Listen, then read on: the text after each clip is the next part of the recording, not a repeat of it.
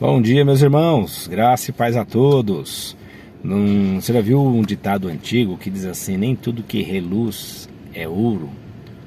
Nós estamos trabalhando esse mês o tema Deus, Pai e Pastor, tirando lições do relacionamento da Trindade consigo mesmo e do relacionamento da Trindade com o humano, e tirando lições, extraindo lições que a gente possa aplicar para a nossa vida e melhorar os nossos relacionamentos conosco mesmo, interpessoal, mas principalmente no meio da família, seja família de fé, seja família de sangue. Quando eu penso nesse ditado antigo, nem tudo que reluz é ouro, eu penso em duas luzes que disputam pela nossa atenção.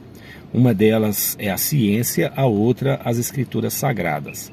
E como que a ciência, ela inúmeras vezes se apresenta como estável, definitiva, como verdade absoluta e, claro, baseada na nossa vaidade, da nossa lógica, do nosso raciocínio, de como que a gente tem capacidade de usar a nossa mente para fazer descobertas. E nós louvamos a Deus pela ciência, porque ela é uma dádiva de Deus. Ela é uma bênção que nos traz bem, nos traz saúde, nos traz crescimento e progresso. Mas como tudo que passa pelo humano também pode nos trazer muitos problemas, dependendo de como usamos essa inteligência. A outra luz, nós encontramos ela nas Escrituras, né? A palavra do Senhor nos ensina: lâmpada para os meus pés é a tua palavra e luz para o meu caminho. É uma compreensão antiga já da palavra de Deus, como uma luz, um farol que ilumina um caminho para nós. A palavra nos ensina assim: vão passar os céus, vão passar a terra, ou seja, tudo que é momentâneo, tudo que é passageiro, tudo que é material, tudo que é visível, tudo que passa pelo humano ou é desfrutado do humano hoje, vai passar. Mas as minhas palavras não passarão. E por que não? Porque são as palavras do Eterno. Elas sim são estáveis, elas sim são verdadeiras, elas sim é a verdade eterna. A ciência como luz, da onde vem a palavra iluminismo, né? Quando depois da Idade Média que começa o retorno aos estudos dos textos gregos, há um grande crescimento na racionalidade, na organização do pensamento, no questionamento das coisas da vida, no questionamento inclusive da religião, que é legítimo e necessário fazer, inclusive nos dias de hoje. Surge então o iluminismo, e aí então vem essa ideia de luz. Que luz? Essa luz que se contrapõe à luz da religião da época.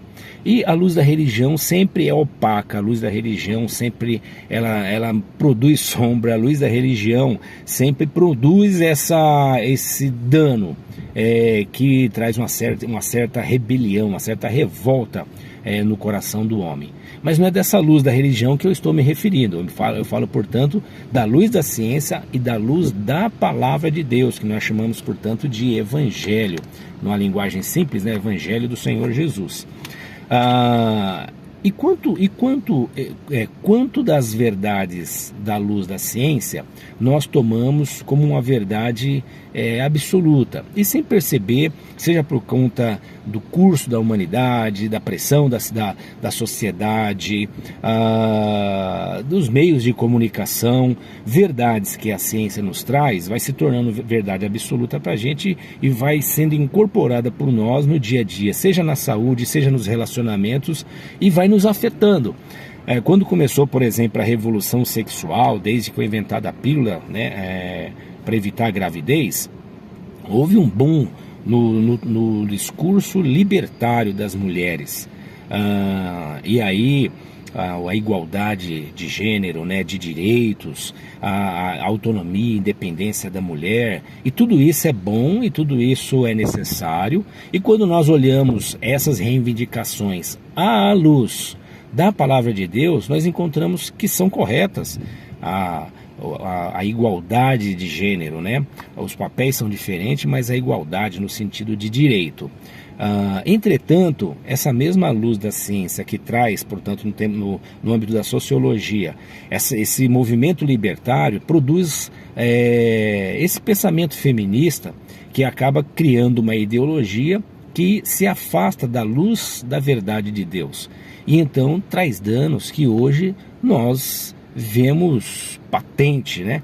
Na nossa sociedade. Na sociedade, em qualquer lugar do mundo, essa instabilidade entre relacionamento de homens e mulheres. O outro movimento também ideológico, que é o machismo, que é o ponto oposto, onde o homem, por conta de cultura e de influências diversas, também se põe como aquele que tem poder, domínio, né? Direitos sobre a mulher, inclusive sobre o seu corpo. E isso produz então uma instabilidade também e uma sociedade deformada. Entretanto, esses dois pensamentos que vêm da ciência, com o tempo eles vão se ajustando. Mas enquanto eles vão se ajustando, quanto dano ele produz ao serem absorvidos pelas famílias, pelas comunidades, inclusive os evangélicos. Mas por que nós fazemos isso se nós já temos a luz da palavra de Deus, que nos ensina a respeito de homem e mulher, o papel de cada um, os direitos de cada um e como cada um deve lidar com o outro? Uma outra questão, por exemplo, está ligado à saúde. Quantas verdades a ciência já nos trouxe sobre alimento?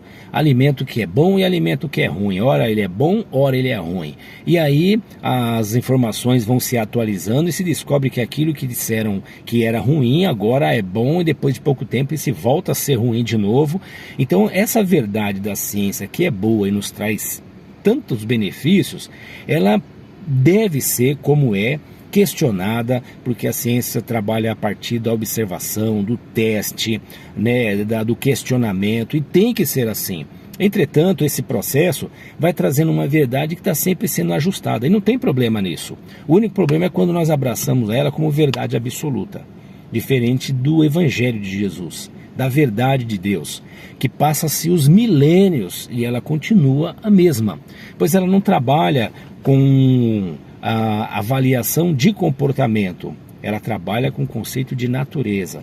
Ela não olha para o que o homem está fazendo para depois avaliar quem é o homem. Não, ela trabalha com a questão de natureza. Por que que o homem é assim? E por ele ser assim, ele terá comportamentos X ou Y, que vai trazer dano ou benefício. Daí a luz da palavra de Deus sobre nós. Jesus diz assim, que aquele que ouve as suas palavras e a põe em prática, é semelhante ao homem que construiu a sua casa sobre a rocha, e quando veio as adversidades da vida, ele conseguiu superar e tocar a sua vida. Bom, a palavra de Deus para mim e para você deve ser luz para o nosso caminho e bússola para orientação nos nossos relacionamentos, na reconstrução ou na construção da nossa família. Olhe como você tem cuidado da sua família, como é o seu relacionamento com a sua esposa, com o seu marido, com os seus filhos, com a sua sogra, com o seu sogro, com a sua nora, com o seu genro. Como é o relacionamento teu entre família ou com a família da fé, irmãos em Cristo Jesus? Pense se tem sido a partir dos conceitos da palavra de Deus ou se pelas influências das verdades da ciência tão boa para nós. Nós ficamos com a verdade da palavra de Deus, porque nem tudo que reluz é ouro, mas a palavra de Deus permanece para sempre. Pense nisso, esse mês nós estamos conversando sobre isso, e tenha um dia abençoado. E reserve tempo para meditar nas Escrituras, conhecer a palavra de Deus, frequente um pequeno grupo, participe dos grupos de estudo. São ferramentas que o Senhor nos deu para comunicar a vontade e a verdade dele para mim e para minha família. Um beijo grande a todos.